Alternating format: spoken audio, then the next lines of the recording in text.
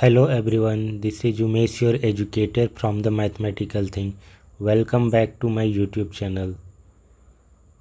तो हम relation and function का मिसलेनियस एक्सरसाइज कर रहे थे, जिसमें लास्ट के 2 क्वेश्चन बचे हुए थे, क्वेश्चन नंबर 11 एंड 12। ये दोनों ही आपके लिए होमवर्क था। आई होप कि आपने इसे ट्राई किया हुआ और सॉल्व भी कर लिया होगा। चलिए देखते हैं इसका सॉल्यूशन क्या है। यहाँ पर एफ एक सबसेट दिया है कार्टेशियन प्रोडक्ट जेड का, Z cross Z Cartesian product है। एफ इसका रिलेशन है जो कि इस तरीके से डिफाइंड है। ठीक है, रिलेशन है तो इसके एलिमेंट कैसे होते हैं आपको पता है। रिलेशन जो है सबसेट होता है कार्टेशियन प्रोडक्ट का, और कार्टेशियन प्रोडक्ट में ऑर्डर पेयर होते हैं, यानी कि इस तरह से ओपन ब्रैकेट में 2 कंपोनेंट को लेकर के एक एलिमेंट बनता है। ठीक है, इसका पहला कंपोनेंट ये है, दूसरा कंपोनेंट ये है। पहला जो कंपोनेंट है उसमें ए और बी का प्रोडक्ट है, दूसरा जो कंपोनेंट है वो ए प्लस बी है। और यहाँ पर ए और बी दोनों ही हमारे इंटीजर्स हैं, है ना, दोनों ही सेट जेड को बिलोंग करते हैं। जेड हमारा क्या है, सेट ऑफ इंटीजर्स है, तो इट मीन्स ए और बी इंटीजर्स हैं। अब हमें ये बताना है क्या हमारा एफ, ये जो सेट है एफ रिलेशन, ये फंक्शन है जेड टू जेड में। जस्टिफाई करना है आंसर को। तो चलिए सॉल्व करते हैं इसे।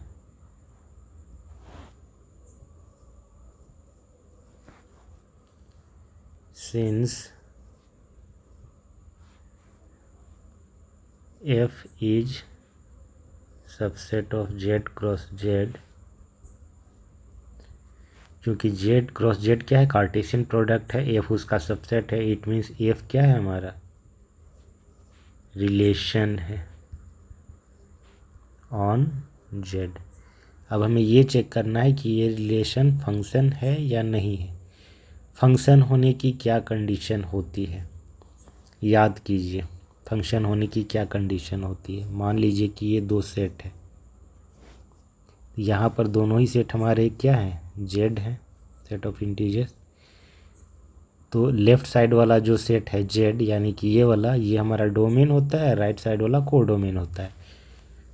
तो कोई रिलेशन फंक्शन तभी कहलाता है जब डोमेन के हर एक पॉइंट का को डोमेन में यूनिक इमेज मिले। ठीक है, अगर एक से ज़्यादा इमेज मिला इट मीन्स वो फंक्शन नहीं है। ये होता है फंक्शन का डेफिनेशन। लेफ़्ट साइड जो पॉइंट्स होते हैं, मान लीजिए 1 2 3 है, ये डोमेन के पॉइंट कहलाते हैं, और इनका जो मैपिंग होता है जिसके साथ एसोसिएशन बनता है वो इनके इमेजेस कहलाते हैं। जैसे कि 2 3 4, 1 का 2 पे जा रहा है, 2 का 3 पे, 3 का 4 पे, तो ये इमेजेस कहलाएंगे 1 2 3 के। ठीक है, फिर इन्हीं का कोऑर्डिनेट बनता है लेफ़्ट साइड वाला, जिससे राइट साइड के जिस एलिमेंट से एसोसिएशन रखता है, तो उन दोनों का ऑर्डर पेयर ही हमारा क्या होता है, कोऑर्डिनेट होता है। तो इस केस में हम कह सकते हैं कि 1 2 2 3 ये सब कोऑर्डिनेट्स हैं। ठीक है, जिसमें पहला कंपोनेंट ये है, दूसरा कंपोनेंट ये है। पहला कंपोनेंट भी हमारा जेड से ही है, दूसरा कंपोनेंट भी जेड से है। तो समझ गए फंक्शन होने की कंडीशन क्या है, लेफ़्ट साइड के हर एक एलिमेंट का राइट साइड में यूनिक इमेज होना चाहिए, है ना, एक से ज़्यादा इमेज नहीं होना चाहिए। इट मीन्स अगर कोई 2 डिफरेंट कंपोनेंट, 2 डिफरेंट एलिमेंट है या 2 डिफरेंट ऑर्डर पेयर हैं, तो उसका पहला कंपोनेंट सेम और दूसरा कंपोनेंट डिफरेंट नहीं हो सकता है। जैसे कि 1 2 एंड 1 3, ये नहीं होना चाहिए। इससे क्या होता है कि ये जो 1 है ना, ये बता रहा है कि 1 का इमेज 2 भी है एंड 3 भी है, जो कि फंक्शन के डेफिनेशन को वायलेट करता है ना। फंक्शन तो कहता है कि हमारा यूनिक इमेज होना चाहिए, बट यहाँ तो उल्टा हो रहा है कि एक का इमेज 2 भी है और 3 भी है। इसीलिए इस तरीके के ऑर्डर्ड पेयर रिलेशन में नहीं होने चाहिए, जहाँ पे पहला कंपोनेंट सेम हो और दूसरा कंपोनेंट अलग अलग हो, है ना। इससे होता क्या है कि यूनिकनेस ख़त्म हो जाती है। डोमेन के किसी पॉइंट्स का कोडोमेन में 2 इमेज मिलने लगता है और वहीं पर ये डेफिनेशन फेल हो जाता है, डेफिनेशन को सेटिस्फाई नहीं करता है। ठीक है, सेटिस्फाई नहीं कर पाता है तो वो फंक्शन नहीं होता है। तो अब चलिए जो रिलेशन हमें दिया गया है एफ, हम उसको चेक करेंगे क्या वहाँ पे फंक्शन के डेफिनेशन को वो सेटिस्फाई कर पा रहा है।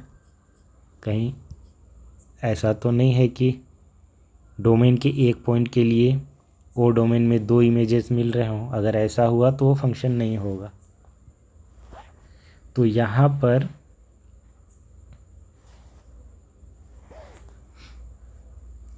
जो डोमेन का पॉइंट है वो ए बी है और कोडोमेन का जो पॉइंट है वो ए प्लस बी है। और ये जो ए प्लस बी है ना, ये ए बी का इमेज है। ठीक है, ए बी का इमेज है। रिलेशन में इमेज होता है, हमने पढ़ा था। डोमेन और रेंज भी पढ़ा था रिलेशन में। तो ये जो ए प्लस बी है ये ए बी का इमेज है, यानी कि अगर इधर सेट है, इधर ए बी एक एलिमेंट है, तो ए बी का मैपिंग हो रहा है कहाँ पर, ए प्लस बी में। और ये हमारा एफ क्या है, रिलेशन है फिलहाल। तो हम इसे ऐसे लिख सकते हैं, F A B equal to A plus B, जैसे फंक्शन में लिखते हैं ना वैसे ही। क्योंकि ये जो कंपोनेंट है, सेकेंड वाला कंपोनेंट जो है ये वाला, ये क्या है, ये y की जगह पे है। अगर x, y ऐसे होता है तो ये जो y होता है ना, ये y कुछ और नहीं, ये तो फंक्शन होता है हमारा। ठीक है, x की जगह पे जो हम वैल्यू रखते हैं उसी से हमको y का वैल्यू मिलता है। y का वैल्यू यानी कि फंक्शन का वैल्यू, वो डिपेंडेंट वेरिएबल होता है। तो यहाँ पर आप देखेंगे कि x का जो कंपोनेंट की जगह पे a भी है, y के कंपोनेंट की जगह पे a प्लस भी है।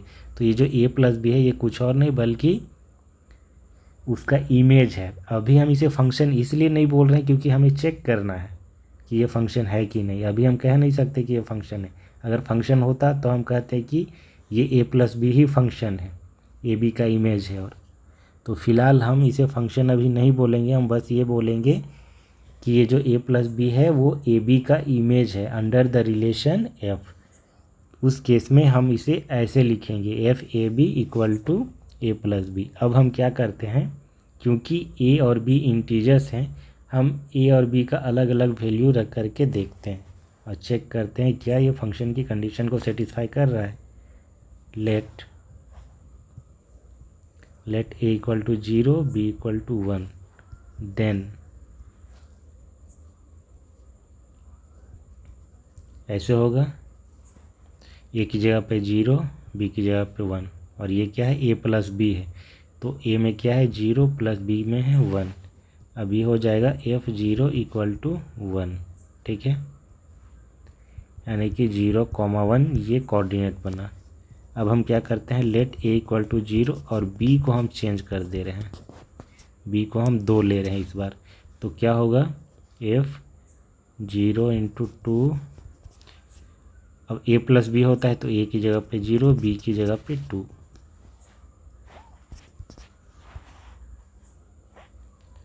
अगेन ये क्या होगा, एफ 0 हो जाएगा, 0 इंटू 2 0 हो जाएगा, ये हो जाएगा 2। यहाँ से क्या पता चला, 0 का एक और इमेज 2। तो आप देख पा रहे हैं कि 0 1 पे भी जा रहा है और 2 पे भी जा रहा है, यानी कि 0 के 2 इमेज मिल रहे हैं। इसी तरीके से बहुत से एलिमेंट्स हो सकते हैं जहाँ पर अलग अलग इमेजेस, डोमेन के एक पॉइंट्स का एक से ज़्यादा इमेज मिलेगा कोडोमेन में।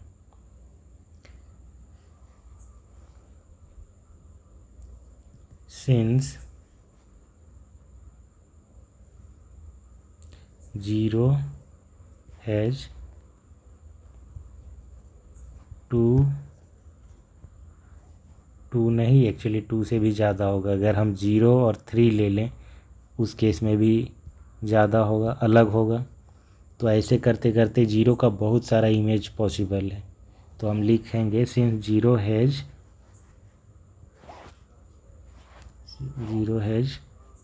No unique image in codomain, this implies f is not a function। ठीक है, फंक्शन नहीं है और साथ में हमने जस्टिफाई भी कर दिया कि क्यों नहीं है। तो ये क्वेश्चन कंप्लीट हुआ, क्वेश्चन नंबर 11। अब हम चलते हैं क्वेश्चन नंबर 12 की ओर। ये भी होमवर्क था, आई होप कि आपने इसे ट्राई किया होगा। खैर आगे बढ़ते हैं। Let a equal to 9 10 11 12 13 and let f equal to a to n be defined by fn equal to the highest prime factor of n, find the range of f। चलिए सॉल्व करते हैं इसे।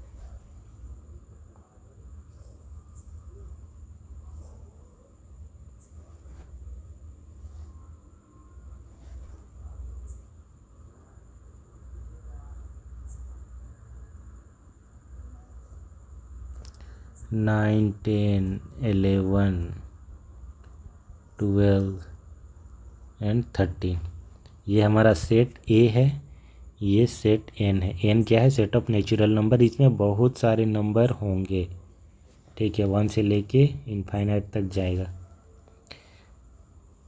अब ये जो मैपिंग है F A से N में, ये डिफाइंड है कैसे? ये डिफाइंड है F N equal to the highest prime factor of N, highest prime factor of N. तो हमें रेंज बताना है। अब रेंज क्या होता है? डोमेन के जितने भी पॉइंट होते हैं उसके इमेज का सेट रेंज होता है। तो हमारा डोमेन यहाँ पर क्या है? डोमेन हमारा ए है। डोमेन क्या है हमारा? सेट ए है। इसके एलिमेंट क्या है? 9 10 11 12 13, ये इसके एलिमेंट है। तो इन एलिमेंट्स का जो इमेज होगा ना सेट एन में, वही हमारा क्या हो जाएगा? उन इमेज का कलेक्शन रेंज हो जाएगा। तो अब हम ये जानेंगे कि इन एलिमेंट्स का इमेज क्या होगा।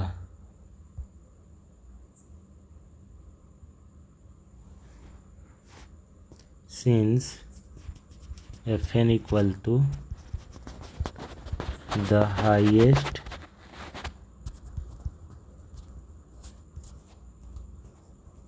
प्राइम फैक्टर ऑफ एन, तो जो भी डोमेन में पॉइंट्स हैं उनको हम बारी बारी से रखते हैं। एन इक्वल टू क्या रखेंगे? पहले 9 रखेंगे, तो F9। अब इसका जो हाईएस्ट प्राइम फैक्टर होगा 9 का प्राइम फैक्टर क्या होता है? 3 × 3 होता है। अब यहाँ पे प्राइम फैक्टर 3 है, 3 × 3, तो इसका फैक्टर 3 आएगा, 3 3 करके। तो F9 इक्वल टू क्या हो गया हमारा? 3 हो गया। फिर हम रखते हैं n इक्वल टू 10 पे, तो F10 क्या हो जाएगा? 10 का प्राइम फैक्टर क्या हो जाएगा? 2 × 5, तो यहाँ पर 5 हाईएस्ट प्राइम फैक्टर होगा। n equal to 11, F11, 11 itself is a prime factor.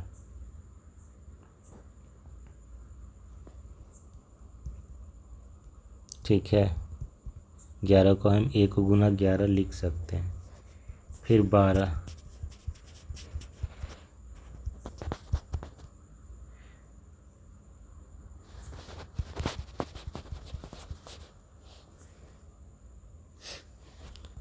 इसका जो हाईएस्ट प्राइम फैक्टर है वो क्या होगा? हाईएस्ट प्राइम फैक्टर इसका 3 होगा। 12 को कैसे लिख सकते हैं?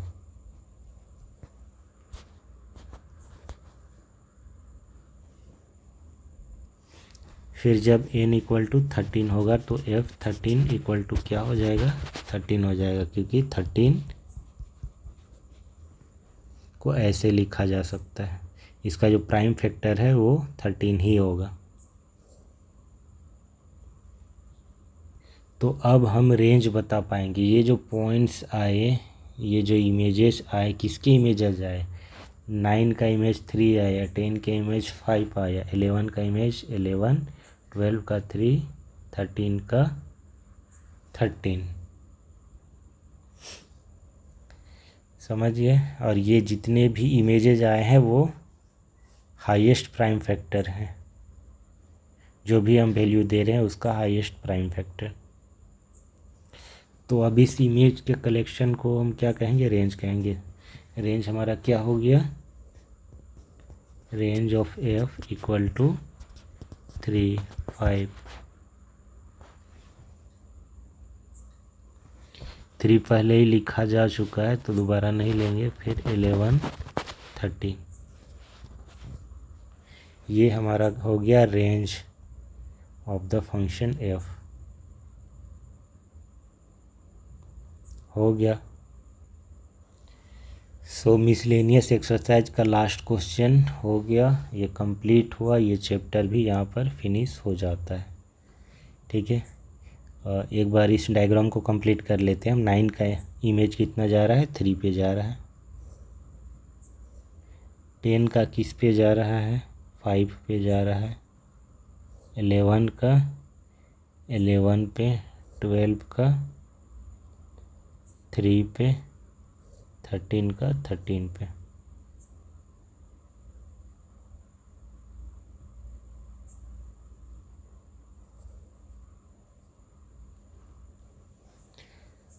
तो इस तरीके से डोमेन के सारे एलिमेंट्स का n में यूनिक इमेज है।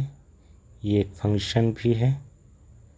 और ये जो इमेजेस आ रहे हैं इन्हीं का कलेक्शन क्या कहलाएगा? रेंज कहलाएगा। तो रेंज हमने निकाल लिया। Range of F equal to 3, 5, 11, 13। 3 क्योंकि 2 बार लिखा गया है और सेट में एक ही बार लिखा जाता है, इसीलिए 3, 5, 11, 13।